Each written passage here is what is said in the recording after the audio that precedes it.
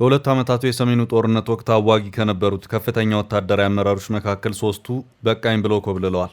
በጥንቅራችን መግቢያ ላይ የተመለከታችሁትም ከዚሁ ጋር የተያያዘውን ነው ይዘነዋል።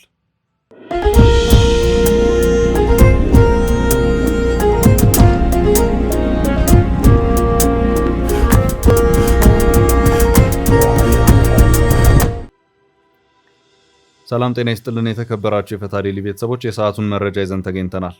እንደተለመደው አንኳር ጉዳዮችን በቅድሚያ በማስተዋወቅ ወደ ዝርዝሩ እናልፋለን። ሁለት ጀነራሎችና አንድ ኮሎኔል ሲመሩ የነበሩት ጦር ትተው ኮብልለዋል። እጅግ ጥብቅ ቁጥጥርና ክትትል ባለበት ሁኔታ እነዚህ ወታደራዊ አመራሮች እንዴት ሊኮበልሉ ቻሉ የሚለው ጉዳይ በእጅጉ እያነጋገረ ነው። ይህ ክስተት የተፈጠረው በሰሜናዊ ወታደራዊ ውጥረት ከፍ ብሏል በሚባልበት ወቅት ነው።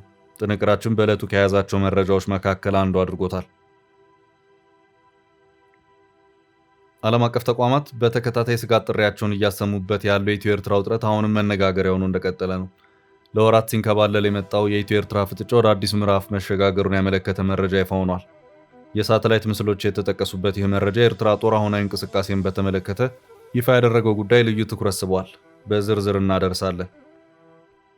ኤርትራ በቀይ ባህር የኢትዮጵያ የባህር በር መውጫ ጉዳይ አለኝ ያለችውን ምላሽ ሰጥታለች። የቱርኩ ፕሬዝዳንት ረሲፕ ጠይብ ኤርዶጋን ከጠቅላይ ሚኒስትር አብይ አህመድ ጋር ከተወያዩ በኋላ የተሰጠውን ጋዜጣዊ መግለጫ ተከትሎ በኤርትራ በኩል የተሰጠ ምላሽ ሆኗል። ጥንቅራችን ይዞታል። ብልጽግና ፓርቲ አስቸኳይ ስብሰባ ማድረግ ጀምሯል። ጠቅላይ ሚኒስትር አብይ አህመድን ጨምሮ ሌሎች ከፍተኛ አመራሮች በተገኙበት እየተመከረ ነው። በሀገራዊና ቀጠናዊ ጉዳዮች ውጥረት ባየለበት በዚህ ወቅት ገዢው የብልጽግና ፓርቲ የስራ አስፈጻሚና የማዕከላዊ ኮሚቴ አባላትን ለአስቸኳይና እጅግ ወሳኝ ለሆነ ስብሰባ ወደ አዲስ አበባ ጠርቷል። ይህን ጥብቅ ምክር በተመለከተ የምናደርሳችሁ ዕለታዊ መረጃ አለ። በሳምንቱ የቱርክ ፕሬዝዳንት ኤርዶጋን አዲስ አበባ ላይ ቆይታ ማድረጋቸው ይታወሳል። ታዲያ ኤርዶጋን አዲስ አበባ ላይ ሆነው ካስተላለፉት መልእክት ይልቅ የፕሬዝዳንቱ ኮንቮይ አዲስ አበባ ውስጥ ሲንቀሳቀስ የሚያሳይ ቪዲዮ በማህበራዊ ገጾች በተለይ በኤክስ በእጅጉ ቫይራል ሆኖ እያነጋገረ ይገኛል። የአዲስ አበባ ገጽታ የብዙ ሚሊዮን ቀልብ ስለሳበበት ስለዚህ ክስተት የምንለዋለን። በድርድር ውስጥ የከረመችው ኢራን በአሜሪካ ልትደበደብ መሆኑን የሚያመለክቱ ዘገባዎች ዛሬ ወጥተዋል። ቀንም ተቆርጧል ተብሏል። ውጥረቱ ከፍ ብሏል። አጠር አድርገን ይዘነዋል። ዝግጁ ነኝ፣ መረበሻ አያስፈልግም ሲል የእስራኤል ጦር ድምፁን አሰማ። አሜሪካ ኢራን ላይ በሳምንቱ መጨረሻ ምናልባት ቅዳሜ ዕለት ጥቃት ተሰነዝር ይሆናል የሚል የደህንነት መረጃ ከተሰማ በኋላ የእስራኤል ጦር በከፍተኛ ተጠንቀቅ ላይ መቆሙን ሲገልጽ፣ እስራኤል ሲቪል ማህበረሰብ ዘንድ ደግሞ ከፍተኛ ስጋት ሰፍኗል። መረጃውን አያይዘናል። በትግራይ ክልል ጉዳይ ቀጠሮ ተይዟል። ዳግም የግጭት ደመና ባንዣበበበት በትግራይ ክልል ጉዳይ ወሳኝ ቀጠሮ መያዙን በዛሬው ዕለት የተጋራው መረጃ ጠቁሟል። ዝርዝሩን ይሰሙታል። እስከ ፍጻሜው አብራችሁን ቆዩ። የምንለቃቸው ዕለታዊ ትኩስ ዜናዎች እንዲደርሷችሁ ላይክ፣ ሼር፣ ሰብስክራይብ ማድረግ እንዳትረሱ።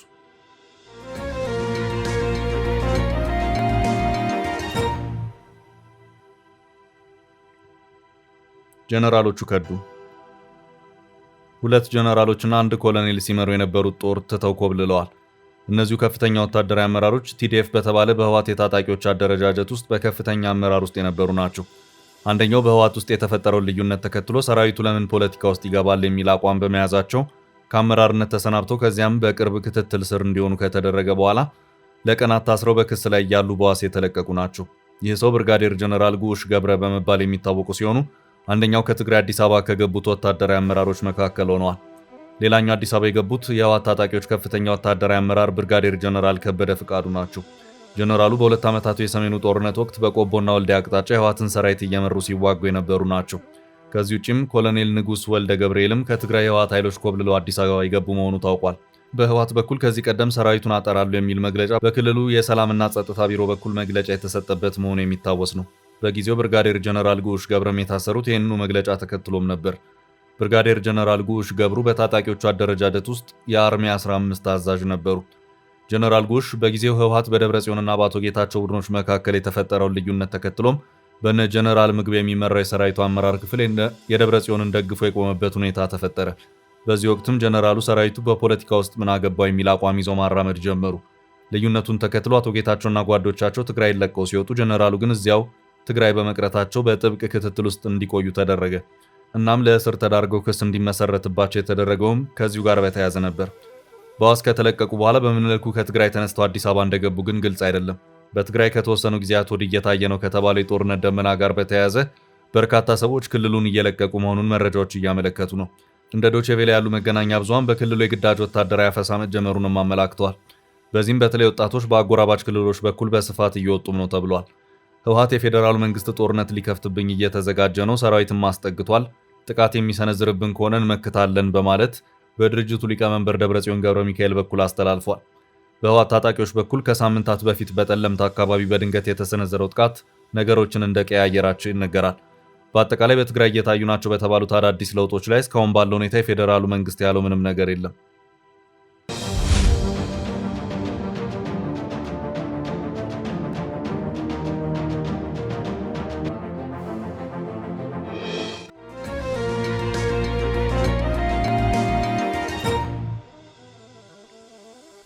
ወደ ቀጣይ መረጃ አለፍን። የኤርትራ ጦር በድንበሩ በሳተላይት ምስል ተጋልጧል። ሆርን ሪቪው። ዓለም አቀፍ ተቋማት በተከታታይ ስጋት ጥሪያቸውን እያሰሙበት ያለው የኢትዮ ኤርትራ ውጥረት አሁንም መነጋገሪያ ሆኖ እንደቀጠለ ነው። ለወራት ሲንከባለል የመጣው የኢትዮ ኤርትራ ፍጥጫ ወደ አዲስ ምዕራፍ መሸጋገሩን ያመለከተ መረጃ ይፋ ሆኗል። በሆርን ሪቪው ቲንክ ታንክ ድረገጽ በተመራማሪ ማህደር ነሲቡ የቀረበው ይህ ትንታኔ በአዲስ አበባና በአስመራ መካከል ያለው ግንኙነት እጅግ አሳሳቢ ደረጃ ላይ መድረሱንና ሁለቱ ሀገራት ወደ ለየለት ወታደራዊ ግጭት ሊያመሩ የሚችሉበት እድል እየሰፋ መምጣቱን ጠቁሟል። ይህ ትንታኔ በቀጠናው እየታየ ያለው ወታደራዊ መነቃቃትና የኃይል አሰላለፍ ለሰላም የሚሰጠው እድል እየጠበበ መሆኑን ያሳያል። ለወቅታዊ ቀውስ መባባስ በዋናነት እንደ ምክንያት የተጠቀሰው ባለፈው ወር መጨረሻ ላይ የህወሓት ታጣቂዎች የከፈቱት ጥቃት ነው። ምንም እንኳን ጥቃቱ በኢትዮጵያ መከላከያ ሰራዊት ቢመክንም ክስተቱ ግን የቀጠናውን ስትራቴጂካዊ ሁኔታ ቀይሮታል። ህወሓት በአሁኑ ወቅት የነበረውን የሰው ኃይልና የህዝብ ድጋፍ በማጣቱ ህልውናውን ለማስቀጠል በኤርትራ መንግስት ላይ ጥገኝነቱ እየጨመረ መምጣቱ በትንታኔው ተጠቅሷል። በዚህም ጽምዶ የተሰኘውና በኤርትራ በህወሓትና በአማራ ክልል በሚንቀሳቀሱ የፋኖ ታጣቂዎች መካከል የተፈጠረ ያልተጠበቀ ጥምረት የኢትዮጵያን የውስጥ ደህንነትና ሉዓላዊነት አደጋ ላይ የሚጥለው ነው መገኘቱ ተመልክቷል። በኢትዮጵያ ግዛት የሳተላይት ምስሎችንና የመሬት ላይ መረጃዎችን ዋቢ ያደረገው ምርምር የኤርትራ ጦር ቀደም ሲል ከነበረበት ይዞታ አልፎ ወደ ኢትዮጵያ ግዛት ዘልቆ መግባቱን ይገልጻል። በአንዳንድ መረጃዎች መሰረት የኤርትራ ወታደሮች እስከ መቀሌ አካባቢ ድረስ መድረሳቸው የተመለከተ ሲሆን ይህም የኢትዮጵያ መንግስት የውጭ ጉዳይ ሚኒስትር ለኤርትራ አቻቸው የቅሬታ ደብዳቤ እንዲልኩ አድርጓቸዋል። አስመራ በይፋ የቀረበባትን ክስ ብታስተባብልም በተግባር ግን በኢትዮጵያ ግዛት ውስጥ ያላት ተጽዕኖ እየሰፋ መሄዱ ተገልጿል። ግጭቱ ከተቀሰቀሰ ኢትዮጵያ በተለያዩ አቅጣጫዎች ማለትም ከኤርትራ ጦር ከህወሓትና ከፋኖ ታጣቂዎች ጋር በተመሳሳይ ጊዜ ልትጋፈጥ የምትችልበት ስጋት አለ። ከዚህም ባለፈ እንደ ሱዳንና ግብጽ ያሉ የውጭ ኃይሎች በራሳቸው ስትራቴጂካዊ ፍላጎት ምክንያት በጦርነቱ ውስጥ ጣልቃ ሊገቡ እንደሚችሉና ይህን ሁኔታውን ወደ ቀጠናዊ ጦርነት ሊቀይረው እንደሚችል ተመራማሪው ያስጠነቅቃሉ። ለዚህ አሳሳቢ ችግር መፍትሄ ለመስጠት ግልጽ የሆነ ገለልተኛ አሸማጋይ አለመኖሩ ሌላኛው ፈተና ነው። እንደ ሳውዲ አረቢያ፣ ቱርክና የተባበሩት አረብ ኤምሬትስ ያሉ ሀገራት በቀጠናው የራሳቸው የጥቅም ትስስር ስላላቸው ገለልተኛ ሆነው ለመደራደር ይቸገራሉ። የአፍሪካ ህብረትና የተባበሩት መንግስታት ድርጅትም በጉዳዩ ላይ ያላቸው ተጽዕኖ እየቀነሰ መምጣቱ ለሰላም ያለውን ተስፋ ይበልጥ አጥብቦታል ሲል ትንታኔው ስጋቱን ይገልጻል።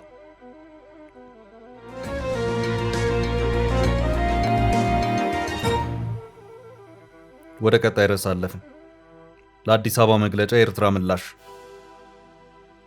ሰሞኑን ጠቅላይ ሚኒስትር አብይ አህመድና የቱርኩ ፕሬዝዳንት ረሲብ ጣይብ ኤርዶጋን በጋራ የሰጡትን መግለጫ ተከትሎ ኤርትራ አለሁ ብላለች። ኢሳያስም በምጽዋ ብቅ ብለዋል። አልፎ አልፎ ብቅ የሚሉትና ብዙም በህዝብ እይታ ውስጥ የሌሉት የኤርትራው ፕሬዝዳንት ኢሳያስ አፈወርቂ በምጽዋ ታይተዋል። ፕሬዝዳንቱ በምጽዋ የታዩት በደርግ መንግስት ወቅት የወቅቱ የኤርትራ ታጣቂዎች ፈንቅል በተባለ ወታደራዊ ኦፕሬሽን ያካሄዱትን ውጊያ ለመዘከር ነው። ኤርትራ ሀገር ሆና ከኢትዮጵያ እንድትገነጠል በማድረጉ ረገድ ከፍተኛ ሚናን ተጫውቷል የሚባልለት ይኸው ወታደራዊ ኦፕሬሽን በሀገሪቱ በየዓመቱ የካቲት ወር ታስቦ ይውላል። ፕሬዝዳንቱ ወደ ምጽዋ ያመሩት 36ኛውን የፈንቅል መታሰቢያ በዓል ለማክበር መሆኑን ታውቋል። ይህ በእንዲህ እንዳለ ሁልጊዜም በተለመደው አኳኋን የኢትዮጵያ መንግስት ከባህር በር ጋር በተያያዘ የሚያነሳቸውን ጥያቄዎች በተመለከተ የኤርትራው ማስታወቂያ ሚኒስትር ከሰሞኑ በተቃርኖ የሞገቱበት ሁኔታ ታይቷል። ማስታወቂያ ሚኒስትሩ በኤክስ ገጻቸው ባጋሩት መልእክታቸው ገዢውን ፓርቲ ብልጽግናንና ደጋፊዎችን አጥብቀው የወቀሱበት ሁኔታ ታይቷል። ገዢው ፓርቲ ኢትዮጵያ ለምን የባህር በር መውጫ ያስፈልጋታል በሚለው ዙሪያ እያቀረባቸው ናቸው ያሏቸውን አንድ ሁለት ብለው በመዘርዘርም በአመክንዮ የማይሰሩ በማለትም ያጣጣሉበት ሁኔታ ታይቷል። የህዝብ ቁጥር እድገት፣ የሀገሪቱ ኢኮኖሚ እድገትና የደህንነት ስጋት በዋነኝነት በኢትዮጵያ መንግስት በኩል የሚጠቀሱ የባህር በር መውጫ ምክንያቶች ናቸው ያሉት ማስታወቂያ ሚኒስትሩ እነዚህ የጦርነት ሰበቦች ከመሆኑ ውጪ ውሃ የሚያነሱ ምክንያቶች አይደሉም ሲሉ አጣጥለዋቸዋል። ደካማ የሆኑና የተጋነኑ የመከራከሪያ ሀሳቦች ናቸውም ሲሉ ተከራክረዋል።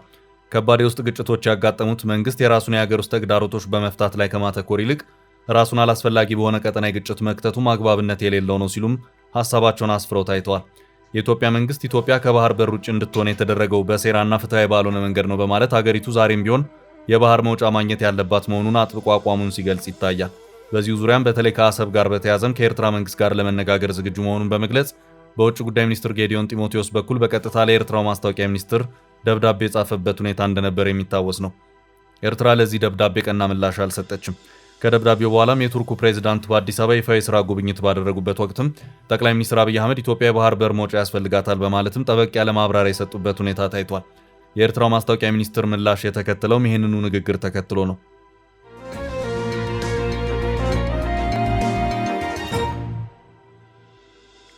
በቀጣይ መረጃ ኤርዶጋን የታጀቡበት የአዲስ አበባ አዲስ ገጽታ በማህበራዊ ሚዲያ መነጋገሪያ ሆነ።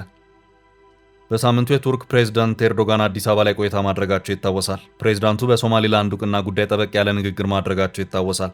ለሶማሊላንድ ዕውቅና መስጠት ለኢትዮጵያ እንደማይጠቅም፣ ቀጠናው በእጅ አዙር ጦርነት መተራመስ እንደሌለበት የገለጹበት ንግግር ሶማሊላንድን አበሳጭቶ መልስ ያሰጠም ነበር። ታዲያ ከኤርዶጋን መልእክት ይልቅ የፕሬዝዳንቱ ኮንቮይ አዲስ አበባ ሲንቀሳቀስ የሚያሳይ ቪዲዮ በማህበራዊ ሚዲያ ገጾች በተለይ በኤክስ በእጅጉ ቫይራል ሆኖ እያነጋገረ ይገኛል። የኤርዶጋን አጀብ በቦሌ አካባቢ ሲጓዝ የሚያሳየው ምስል ለብዙዎች ግርምት የፈጠረ ሲሆን አንዳንድ የማህበራዊ ሚዲያ ተጠቃሚዎች ምስሉን ከኒውዮርኩ ማዲሰን ስኩዌር ጋርደን ጋር ሲያወዳድሩ ተስተውለዋል።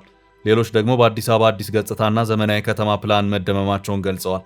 ከ11 ዓመት በኋላ ወደ ኢትዮጵያ ለመጡት ኤርዶጋን የተደረገው አቀባበልም የግርምቱ አካል ሆኗል። በ11 ዓመት ውስጥ አዲስ አበባ ያሳየችው ፈጣን ለውጥ ከሳተላይት የቀድሞና የአሁን ገጽታ ጋር እየተመሳከርም ብዙ ሲያስብል ተስተውሏል። በኤክስ ማህበራዊ ገጽ ኦሪጂናል ቪዲዮ ከ5.6 ሚሊዮን በላይ ተመልካቾችን ያገኘ ሲሆን ከ1000 በላይ ሰዎች አጋርተውታል። ብዙዎች ሀሳብ የሰጡበት ሲሆን ኤርዶጋንና አጀባቸውን ያለፉበት ቦሌ ጎዳናን የተመለከቱ ምዕራባውያን ሚዲያዎች የአፍሪካ ገጽታን ደብቀዋል እስከ ማለት ደርሰዋል። በርካቶች በግልጽ መገረማቸውን ሲገልጹ ኢትዮጵያ አዲስ አበባ ላይ ባዩት ለውጥና ውበት መማረካቸውን አስፍረዋል። ኤርዶጋንን ለዚህ ጉብኝታቸው ያመሰገኑም ታይተዋል። ይሄ ኒውዮርክ ወይም ቤጂንግ አይደለም አዲስ አበባ ነው ሲሉ የገለጹም አሉ። አዲስ አበባን ከጃፓኗ ቶኪዮ ንጽህና ጋር ያነጻጸሩም አልጠፉም። የተወሰኑ አዲስ አበባ በትክክል የዲፕሎማቲክ ማማ መሆኗን አስመስክራለች ሲሉ ይህ ምዕራባውያን ሚዲያዎች አፍሪካን የሚስሉበት መንገድ ነው የቀየረ ሲሉ የገለጹ አሉ። ከአግራሞቱና መደነቁ ጎን ታዲያ በርካቶች በተለይ ኢትዮጵያውያን ዲያስፖራና ኤርትራውያን ትችቶችን ሰንዝረዋል። ሽፋኑ ያማረ ውስጡ ግን የረባ ነገር የሌለው መጽሐፍ የሚል አገላለጽ ተጠቅመዋል። በኢትዮጵያ ኢኮኖሚና ኑሮ መክበድን አንስተው መንግስት ለከተማው ውበት የሰጠውን ትኩረት ተችተዋል። የአገሪቱን የጸጥታ ጉዳይ፣ የሰሜኑን ውጥረት፣ በክልሉ ያለውን የትጥቅ እንቅስቃሴ አንስተው የኢትዮጵያ እውነተኛ ገጽታን የማይገልጽ ሲሉ ተቃውመውታል። በርካታ የውጭ ታዛቢዎች ደግሞ ኤርዶጋን ይህንን የኢትዮጵያን ጉብኝት ስለ ሶማሊያና ሶማሌላንድ የመንግስታቸውን አቋምና ፖሊሲ ለመግፋት ተጠቅመውበታል፣ አክብራ የተቀበለችውን ሀገር አላከበሩም፣ አቀባበሉ አይገባውም ነበር ሲሉ አስተያየት ሰጥተዋል። ሶማሌላንዶች በተለይ በርከት ብሎ ፕሬዝዳንቱን ሲያብጠለጥሉ በአስተያየት መስጫ ላይ ታይተዋል። ቪዲዮ ግን አነጋጋሪነቱን ቀጥሏል።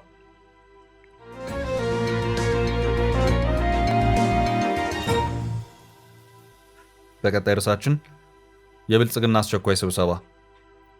ብልጽግና ፓርቲ አስቸኳይ ስብሰባ ማድረግ ጀምሯል። ጠቅላይ ሚኒስትር አብይ አህመድን ጨምሮ ሌሎች ከፍተኛ አመራሮች በተገኙበት እየተመከረ ነው። ጠቅላይ ሚኒስትር አብይ አህመድ በማህበራዊ ትስስር ገጻቸው ባሰፈሩት መልእክት ዛሬ ከሰዓት በኋላ በስትራቴጂክ ጉዳዮች ላይ ለመወያየት የብልጽግና ፓርቲ ምክር ቤት ስብሰባ ጀምረናል ብለዋል። በሀገራዊና ቀጠናዊ ጉዳዮች ውጥረት ባየለበት በዚህ ወቅት ገዢው የብልጽግና ፓርቲ የስራ አስፈጻሚና የማዕከላዊ ኮሚቴ አባላትን ለአስቸኳይና እጅግ ወሳኝ ለሆነ ስብሰባ ወደ አዲስ አበባ ጠርቷል። ከሀገሪቱ አራቱም ማዕዘናት የተወጣጡት እነዚህ ከፍተኛ አመራሮች ከትላንት ጀምሮ ወደ ዋና ከተማው የገቡ ሲሆን ፈታኝና ምናልባትም የብዙዎችን የፖለቲካ ህልውና የሚወስን ግምገማ ለማካሄድ መቀመጣቸውን የተመላከተው።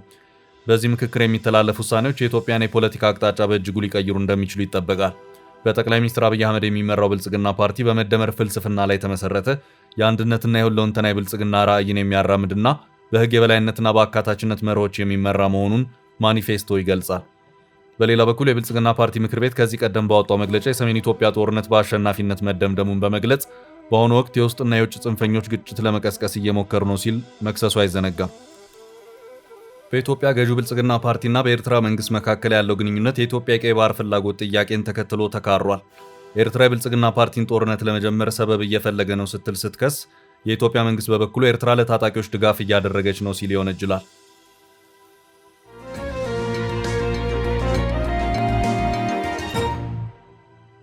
ወደ ቀጣይ መረጃ አለፍን። ኢራን ልትደበደብ ነው። ከባለፈው ማክሰኞ ጀምሮ በጄኔቫ ሲካሄድ የነበረውን የኢራን አሜሪካ የኒውክሌር ድርድር መጠናቀቅ ተከትሎ አሜሪካ በኢራን ላይ ወታደራዊ እርምጃ ለመውሰድ ቀን የቆረጠች መሆኑን የሲኤንኤን እና ቢቢሲ ዘገባዎች አመላክተዋል። ከነጩ ቤተ መንግስት እየወጡ ያሉት መረጃዎች የትራምፕ አስተዳደር እስከ መጪው ቅዳሜ ድረስ ባሉት ጊዜያት ኢራንን በከፍተኛ ወታደራዊ ውርጅብኝ ለመደብደብ ያሰበ መሆኑን እያመላከቱ ነው። ለዚህም ሲባል በመካከለኛው ምስራቅ ያሉ የአሜሪካ ወታደሮች ከተለያዩ ሀገራት ካምፖቻቸው ለቀው እንዲወጡ እየተደረገ መሆኑም ታውቋል። ኢራንም ሆነች ሩሲያ አሁን ጫፍ የደረሰውን የአሜሪካ የጥቃት ዛቻ የሚያስከትለው ጣጣ ብዙ ነው፣ አደብ ብትገዙ ይሻላችኋል በማለት አስጠንቅቀዋል።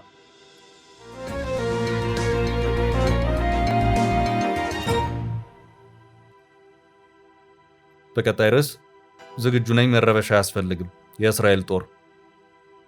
የእስራኤል ጦር በከፍተኛ ተጠንቀቅ ላይ እንደሚገኝ ገለጸ። አሜሪካ ኢራን ላይ በሳምንቱ መጨረሻ ምናልባትም ቅዳሜ ዕለት ጥቃት ተሰነዝር ይሆናል የሚል የደህንነት መረጃዎች ከተሰሙ በኋላ በእስራኤል ሲቪል ማህበረሰብ ዘንድ ከፍተኛ ስጋት ሰፍኗል። የእስራኤል ጦር ታዲያ እኛ ዝግጁ ነን፣ መረበሻ አያስፈልግም ሲል ህዝቡን ለማረጋጋት መግለጫ አውጥቷል። የእስራኤል ጦር አትጨነቁ፣ አትረበሹ ቢልም የእስራኤል ጸጥታ ምክር ቤትና ራሱ መከላከያው የአደጋ ጊዜ ፕሮቶኮሎች በሁሉም ክፍሎችና ደረጃዎች እንዲተገበሩ አዟል። የእስራኤል መከላከያ ኃይል ቃል አቀባይ የሆኑት ብርጋዴር ጀነራል ኤፊ ዴፍሪን በሰጡት ቃል ስለ ቀጠናው ድርድር እየተካሄደ ነው፣ ሆኖም የእስራኤል ጦር ፍጹም የሆነ የመከላከል መልስ ለመስጠት ዝግጁ ነው ብለዋል። መከላከያው በተጠንቀቅ ላይ መሆኑን የገለጹት ቃል አቀባዩ ለሲቪል ማህበረሰቡ ግን አሁን ላይ የወረደ መመሪያም ሆነ የጥንቃቄ ትዕዛዝ አለመኖሩን ገልጸዋል። ጥቃት ከደረሰብን በልኩ እንመልሳለን፣ ስለዚህ ምንም የሚያራብሽ ነገር የለም ሲሉ ተናግረዋል። ጠቅላይ ሚኒስትር ኔታንያሁ የአገሪቱ ጦር በጠቅላላ በከፍተኛ አቅም በተጠንቀቅ ላይ እንዲሆን መመሪያ ማውረዳቸውን ግን ተገልጿል። በሶስት መልኩ የተጠንቀቅ ቁመና እየተተገበረ መሆኑንም የእስራኤል ሚዲያዎች አስተጋብተዋል። እስራኤል 3 ድርብ መከላከል ያለውን የአየር ስርዓቷን 24 ሰዓት በተጠንቀቅ ያደረገች ሲሆን አይረንዶም፣ የዳዊት ወንጭፍና አሮስሪ የአየር መከላከያ ስርዓቶች ከኢራን ለሚመጣ አጸፋ ዝግጁ ሆነዋል ተብሏል። የእስራኤል ጦር ሰሜናዊ ዕዝ በሊባኖስ ድንበር በኩል ከፍተኛ ጦር ማሰማራቱ የተነገረ ሲሆን የደህንነት ምንጮች አሜሪካ በኢራን ጥቃት ወቅት ከኢራን ሁቲና ከተዳከመው ሄዝቦላ ጥቃት ወደ እስራኤል እንደሚመጣ ጠቁመዋል። የእስራኤል ጦር ቃል አቀባይ ጀነራል ኤፊ ዴፍሪን ጦሩ ለመከላከል ብቻ ሳይሆን ለጥቃትም ዝግጁ መሆኑን አረጋግጠዋል። ይህ በኢራን ላይ በሚደረግ የአሜሪካ የጦር ዘመቻ እስራኤል የምትሳተፍ ለመሆኑ ፍንጭ የሰጠ ሆኗል።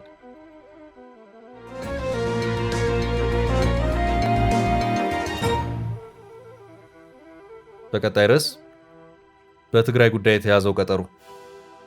በትግራይ ክልል ጉዳይ ቀጠሮ ተይዟል። ዳግም የግጭት ደመና ባንዣበበበት በትግራይ ክልል ጉዳይ ወሳኝ ቀጠሮ መያዙን በዛሬው ዕለት የተጋራው መረጃ ጠቁሟል። የኢትዮጵያ ሀገራዊ ምክክር ኮሚሽን የትግራይ ክልላዊ ምክክር ሂደትን በተመለከተ በአዲስ አበባ ለሚኖሩና ከክልሉ ለሚመጡ የማህበረሰብ ክፍሎች ከፍተኛ ጥሪ ማድረግ የምክር ሀሳብ ማሰባሰቢያ መርሃ ግብር ለማከናወን ማቀዱን ገልጿል። መርሃ ግብሩን በሚቀጥለው ሳምንት መጨረሻ ለማካሄድ መታቀዱን የኮሚሽኑ ዋና ኮሚሽነር ፕሮፌሰር መስፍን አርአያን ጠቅሶ የኢትዮጵያ ኢንሳይደር ዘግቧል። ትላንት ረቡዕ የካቲት 11 2018 በተካሄደው የህዝብ ተወካዮች ምክር ቤት አስቸኳይ ስብሰባ ላይ የኮሚሽኑን የ4 ዓመት አፈጻጸም ሪፖርት ያቀረቡት ፕሮፌሰር መስፍን ኮሚሽኑ መድረስ ከነበረበት 1332 ወረዳዎችና የከተማ አስተዳደሮች 93 በመቶ በሚሆኑት የህብረተሰብ ተወካዮች በማስመረጥና አጀንዳዎችን በማሰባሰብ ለሀገራዊ ምክክር ጉባኤ ዝግጁ ማድረጉን አስታውቋል። በዚህ ጊዜ ውስጥ በትግራይ ክልል ተሳታፊ የመለየት ሂደትን ለማጠናቀቅ ታቅዶ የነበረ ቢሆንም ይህ አለመከናወኑን ዋና ኮሚሽነሩ ገልጸዋል። ፕሮፌሰር መስፍን በዚሁ ሪፖርታቸው በትግራይ ክልል ባለው ነባራዊ ሁኔታ የኮሚሽኑን የአሳታፊነትና የአካታችነት መርህን ተደራሽ ለማድረግ መቸገራቸውን ተናግረዋል። በትግራይ ክልል የሀገራዊ ምክክር ሂደትን ለማካሄድ ከክልሉ ጊዜያዊ አስተዳደርና ከሚመለከታቸው ባለድርሻ አካላት ጋር በመቀለ ከተማ ውይይቶችን ማድረጉንም አስረድተዋል። ሆኖም በጊዜያዊ አስተዳደሩ በኩል በሚቀመጡ ተከታታይ ቅድመ ሁኔታዎች የተነሳ ምቹ ሁኔታ መፍጠር እንዳልተቻለ ዋና ኮሚሽነሩ ለፓርላማ አባላት ገልጸዋል። የትግራይ ክልል ጊዜያዊ አስተዳደርን በአሁኑ ወቅት እየመሩ ከሚገኙት ሌተናል ጄኔራል ታደሰ ወረደ ጋር ባደረጉት ንግግርም ምክክሩን ለማድረግ ህብረተሰቡን በቀላሉ ለማግኘት የሚቻልባቸው መቀለ፣ አዲግራት፣ ማይጨው፣ ሽሬና አክሱም ከተሞች እንደሆኑ ተገልጾላቸው እንደነበርም አስታውሰዋል። በዚህ መሰረት ሀገራዊ ምክክር ኮሚሽኑ ከፍተኛ ዝግጅት እያደረገ የነበረ ቢሆንም በህጻጽ ተፈናቃዮች ካምፕ በተፈጠረ ወቅታዊ ችግር ምክንያት ሂደቱን ለማከናወን የሚያስችል ፍቃድ ሳይገኝ እንደቀረ አስታውቋል። በትግራይ ለማካሄድ የታቀደው ምክክር ሂደት እስኪሳካ ድረስ በእቅድ የተያዘው በቀጣዩ ሳምንት ከፍተኛ ጥሪ በማድረግ በአዲስ አበባ ከተማ የምክር ሀሳብ ማሰባሰቢያ መርሃ ግብር ማካሄድ መሆኑን አመልክተዋል። በዚህ መርሃ ግብር የሚሳተፉት በአዲስ አበባ ከተማ የሚገኙ የትግራይ ተወላጆችና ከትግራይ ክልል የተለያዩ የማህበረሰብ ክፍሎች የተውጣጡ ተወካዮች እንደሆኑም አስረድተዋል። ውድ ቤተሰቦቻችን ለዛሬ ያዝንላችሁን ርዕሰ ጉዳዮች እዚህ ላይ ቋጨን። ላይክ፣ ሼር እና ኮሜንት በማድረግ ለቻናላችን ድጋፋችሁን መግለጽ እንዳትዘነጉ እያልን ከሌሎች መረጃዎች ጋር ደግመን እስክንገናኝ ቸር ያሰማን ስንል ተሰናበትን።